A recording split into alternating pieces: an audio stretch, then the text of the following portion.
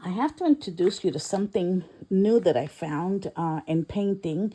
Um, we were doing a book journal this weekend with my students, and we did the whole cover. We put this whole book together. So what I use this journal for is to paint. Oops, this one is upside down. So I use this to, put in my little ideas and everything. And I showed my students how to put this book together. And they did a really nice job with it. Okay. So and one of the things that we painted, it was this abstract. Let me see if I can find. Here we go. Okay, what we did is we were trying different products like high flows, dropping them in here and see how they looked, and just dropping little paints. And I was looking at the shelves at the art store. I found these underglaze applicators from Amico, which is really for glazing in ceramics. And I don't do ceramics, but it got my curiosity. So I opened up the little box, and here's this little jar, and it has this long applicator on it. And I said, okay, what can I use that for? So I looked at one of my students, and I saw that she was using it more or less as a writing tool. The other tool that they had was this, it's called Precision Applicator, and it's good for writing, decorating, slip trailing, and outlining. But what's cool about this product is it comes in a little pump bowl like this. And I was playing around with it, and what you do is you put your paint in here. I'm not going to open it because it's going to spill all over the place. But I used my high flow golden paints. And as you know, I'm an artist educator for golden paints. And they supply me with a lot of the materials for me to do classes and be able to bring these videos to you. So I was using my high flow titanium white paint, and I put it in this little thing here. It's almost like rubber. And I also put some GAC 100 extender in it to kind of thin it out a little bit more. This one, with the little ball, has 3 different tips, which you can make things that are thick. See this a lot? I don't know if you can see it on camera. Thick, not so thick.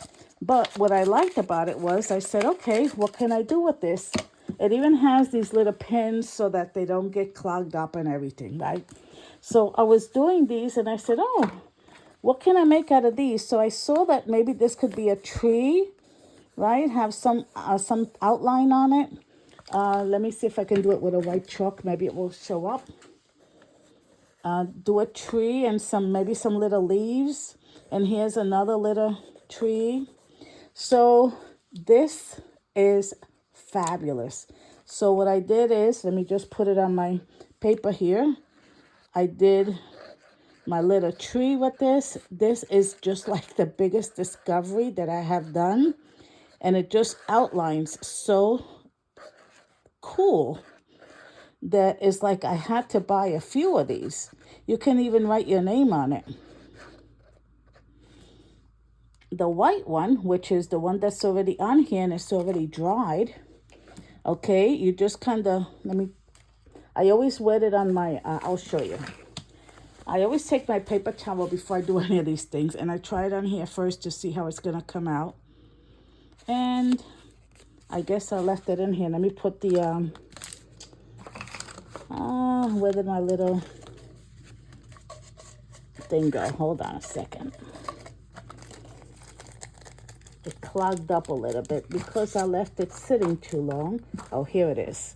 So all you got to do is stick this little thing in here and just kind of wash it out.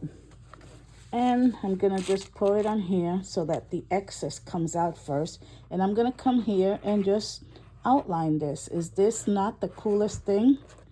You can write with this too, or do, different designs on it and everything. And it dries fast because it's acrylic paints. So you can do, tons of details with this, and buy a few of these containers so that you can have different colors. So there's something I'm going to leave you with, just a little tool that I found that I think it's really, really good to paint with. So it's something to use with acrylic paints that was meant really for ceramics. But like I always tell my students, you can use everything with everything, right? There's no law that says that you cannot use this for acrylics. And then you just close it in here, keeps it nice and neat. And then this one has a cap on it so it won't dry up on you. And you can make these awesome designs. That's what I did with the lion. Let me show you the lion again. So for this little guy, that's what I did. I did my little lines with the black. And then when it was wet, I let it bleed so that it could give me these little lines. So I hope that helps you a little bit on creating some of your work. And if you have any questions, just let me know. And thank you for watching.